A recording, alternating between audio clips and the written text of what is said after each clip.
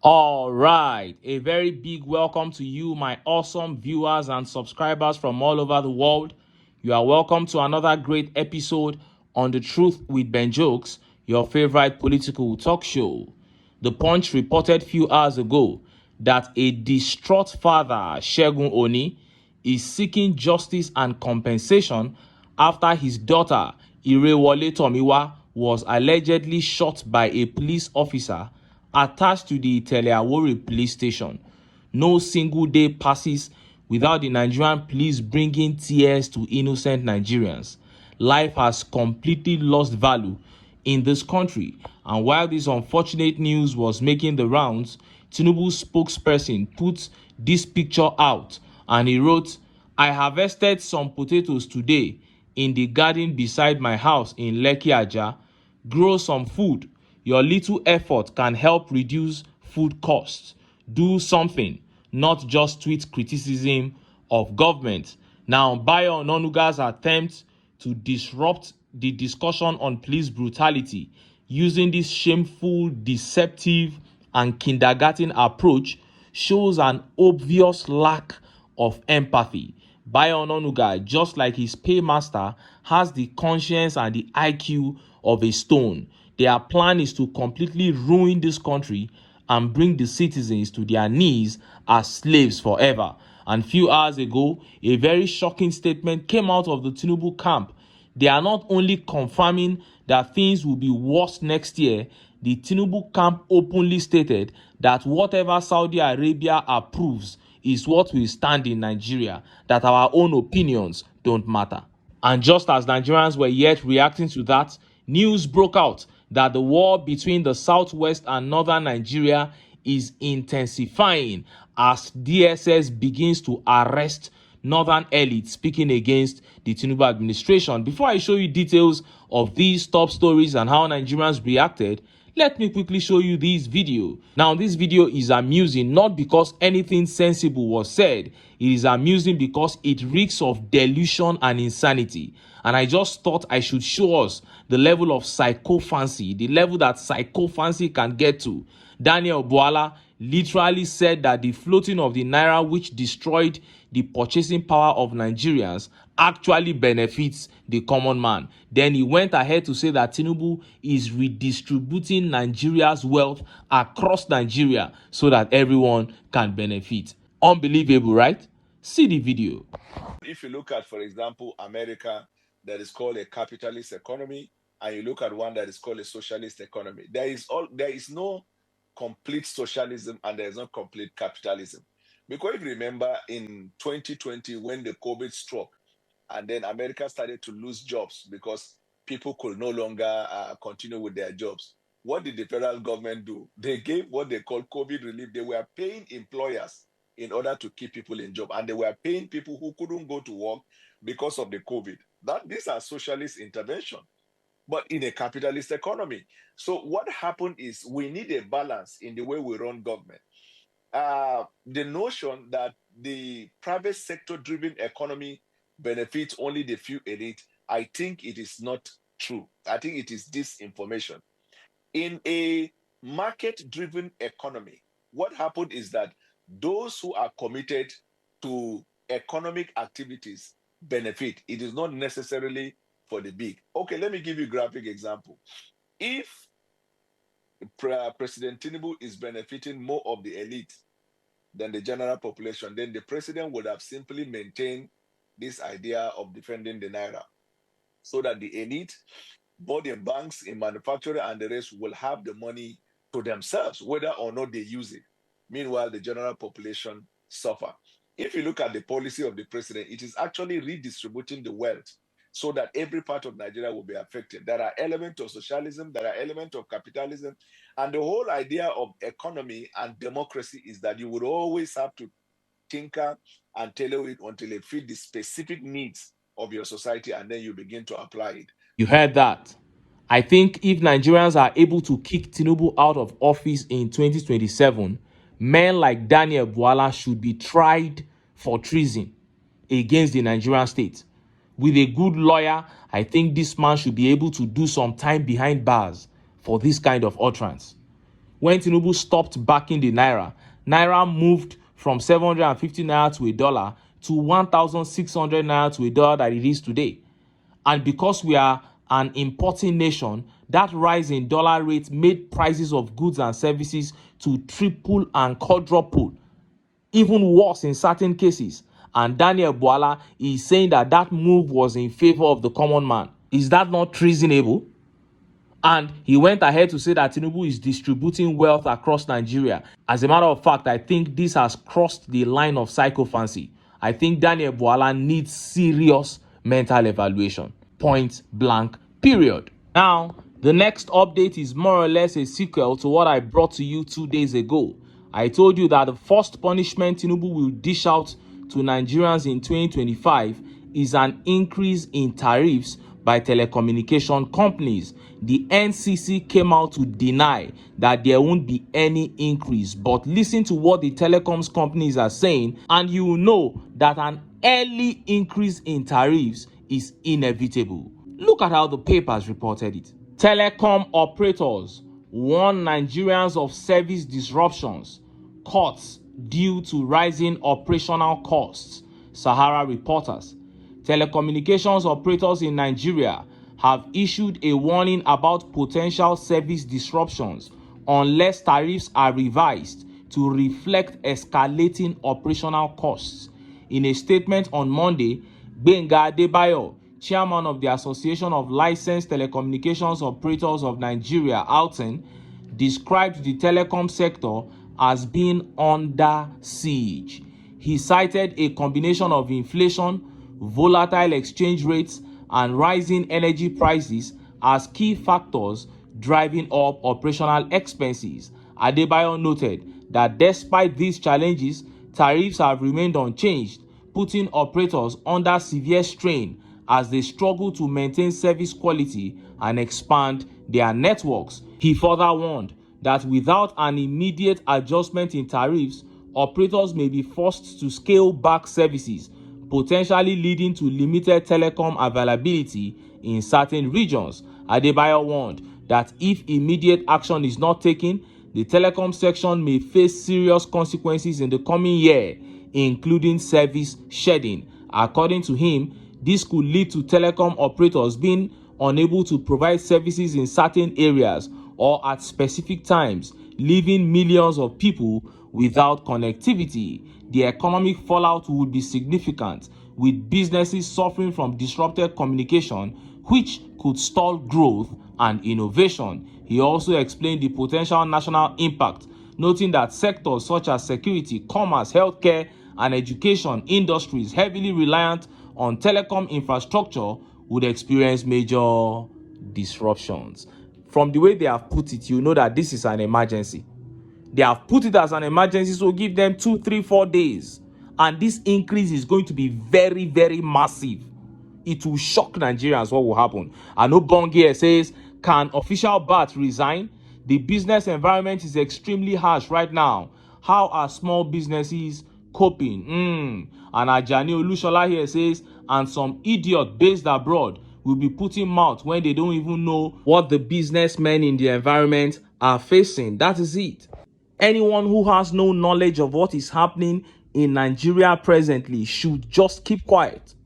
Some months ago, the president of Small Business Owners Association in Nigeria came out and said that 8 million small and medium-scale businesses in Nigeria have collapsed because of the policies of this government. Now, let's look at the top stories. First is that update coming out of TINUBU's camp, precisely from the Minister of Budget, Atiku Bagudu. He confirmed that next year will be worse than this year, as value-added tax will double from 7.5% to 15%.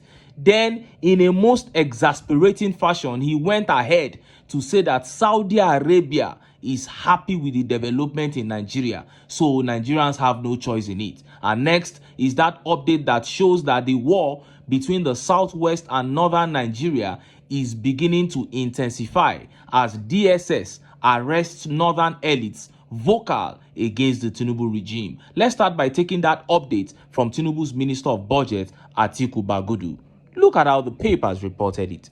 Value added tax is 15% in Saudi Arabia. Tinubu's unusual economic risks laudable. Bagudu. Abubakar Bagudu, the Minister of Budget and National Planning, says Saudi Arabia is willing to stand by Bola Tinubu for taking unusual risks in tackling Nigeria's economic woes, pointing out that VAT in the Middle East nation is 15%. The minister said this while briefing State House correspondents after a meeting with Tinubu in Lagos on Sunday. Nigeria's VAT was recently increased from 5% to 7.5%. Mr. Bagudu said the Saudis saw in Tinubu somebody who was changing his country, just like they had transformed their own country. He said Mohammed bin Salman Al Saud, the Saudi crown prince, was faced with a people who believed they were wealthy and felt entitled. He came as a leader and he said, well, you might be rich, you might be entitled, but our economy is not passing the right direction. So he introduced reform measures which were unusual then in Saudi Arabia, removal of oil subsidies and introduction of value-added tax legislation, among others. I have receipts here. When I ate food, I noticed that the VAT was 15%. But today, Saudi Arabia is turning into a wonderland. An amazement in investment. Money is flowing, said Mr. Bagudu. According to him, the Saudis appreciate Mr. Tinubu's harsh economic reforms. You can see clear confirmation that they want to stand by this leader because he has taken risks that are unusual and they celebrate his courage and capacity. For me, that is the number one achievement for our country. The relationship will blossom such that our reserves and our economic ties will improve with the kingdom, Mr. Bagudu explained. Mr. Bagudu said he was confident that other investments will follow the engagement of the Nigerian delegation to Saudi Arabia. Again, I say this is borderline treasonable. That this man is saying that because Saudi Arabia is okay with the reforms happening in Nigeria, what Nigerians are saying does not matter. The people of Saudi are the ones to put a stamp on the things happening in Nigeria. That is how useless we have become. And in response to him saying that our own value-added tax can be moved to 15% because VAT is 15% in Saudi Arabia, Mintech replied. He said minimum wage in Saudi Arabia is 1.6 million in naira. PMS per litre in Saudi Arabia is below 700 naira. Saudi citizens enjoy free health care and free education at all levels, besides multiple other benefits. Official APC Nigeria should match the above, and Nigerians will gladly pay 15% VAT. And that is the truth. You don't want to do anything for the people. All you want to do is collect from them. You have not put anything in place. The problems you met on ground, you have made everything worse. And you still want to take more from the people. And Lord Babajide here says, Mr. Bagudu, what is the punishment for politicians that steal in Saudi Arabia? They will cut off your hand. It's Sharia. That's why the people can trust them with the VAT. But you, if you collect the VAT, you will embezzle it and nothing will happen to you. That's why even the biggest fool cannot trust you and your fellow thieves. And just as Nigerians were yet reacting to that update on DSS arresting Northern elite and political analyst Madi Shehu began circulating. Look at how the papers reported it. Nigerian Secret Police DSS arrest whistleblower Madi Shehu over claims of French military base in Northwest region. Sahara reporters. Madi Shehu, a Kaduna-based activist and political commentator, has been arrested by the Department of State Services, DSS, over a controversial viral video. The arrest, which occurred over the weekend, followed allegations that Shehu shared outdated footage suggesting the Nigerian government intended to establish a French military base in the northwest region of the country. Although Shehu deleted the video, it had already gained significant traction online, raising concerns about national security. Sources told Zagazola Makama, a security analyst and counterinsurgency expert in the Lake Chad region, that Shehu is in DSS custody in Kaduna and may face court proceedings soon. Authorities have reportedly issued directives for his arraignment while ensuring his rights are respected during detention. When Sahara reporters contacted Mustafa Abubakar, Sheu's lawyer, he said he got to know about the arrest from Sheu's family. Abubakar further stated that he couldn't provide further details about the issue as he is currently not in Kaduna State. The DSS is yet to release an official statement on the matter. So, who are they going to arrest next? Is it El Rufai or Sule Lamido or Kwankwaso? Now, anyone who has been following events closely would know that the North have already started campaigning seriously against TINUBU, and Madi Shehu is one of the northern elites and political commentators that has scored 10 over 10 in his criticism of this government. Now, they are hiding under a video that he shared, a video that he reposted to arrest him. Don't be surprised, they might charge him for treason. But it won't shut the North up. As a matter of fact, it will amplify the hate for Tinubu's government. The cases of human rights violations, they are going to increase across the country, and inflation will get worse, insecurity will get worse. So the Tinubu regime will basically become a meal for all the political commentators in northern Nigeria and indeed entire country to feast on. Now let's take some of the tweet reactions to this arrest of northern elite and political commentator Madi Shehu. Tribeless here says, Niger government said that before him. How is he saying it now? An arrestable offense. I think in this government, every Nigerian is a prison candidate. That is it. The voice of Yoruba says, there is nothing like whistleblower here. We Nigerians are not blind because Meduguri is not in Jupiter. Official DSS and Nigerian government should simply say they are arresting him for his vocality over the Tinubu administrative shenanigans, free at Madi Shehu, and go after terrorists in the north. That is it. It's as simple as that.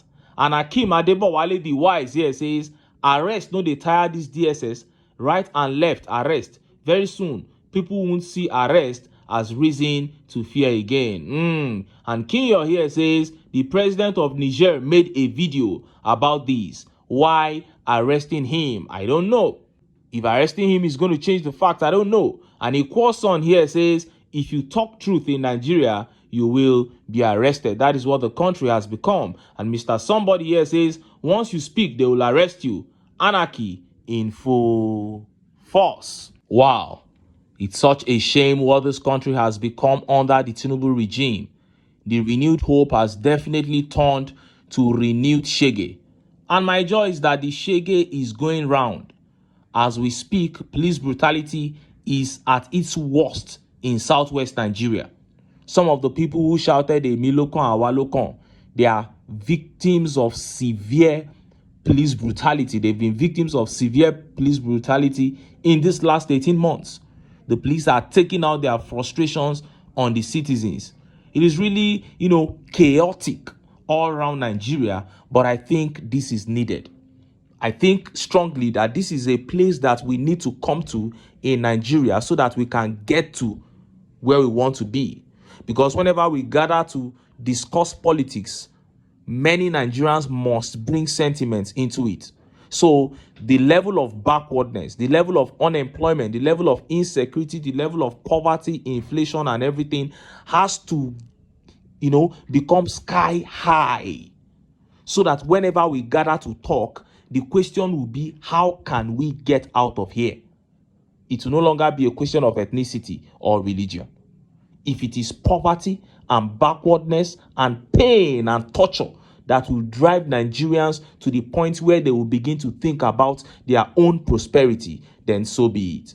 Because as far as the APC is concerned, they have come to kill, to steal, and to destroy. And that is never going to change. It is Nigerians who are bearing the brunt, Nigerians who are on the receiving end, that will say no, that will say enough is enough. We can't continue to suffer like this in a country that has so much. And when they say that, they can cast their sentiments aside, unite, and kick these guys out of power. But until then, make I still enter town. Make I go get some ogbonge political news wey una go like. Why? Because of una. Now I dey here, so don't go away.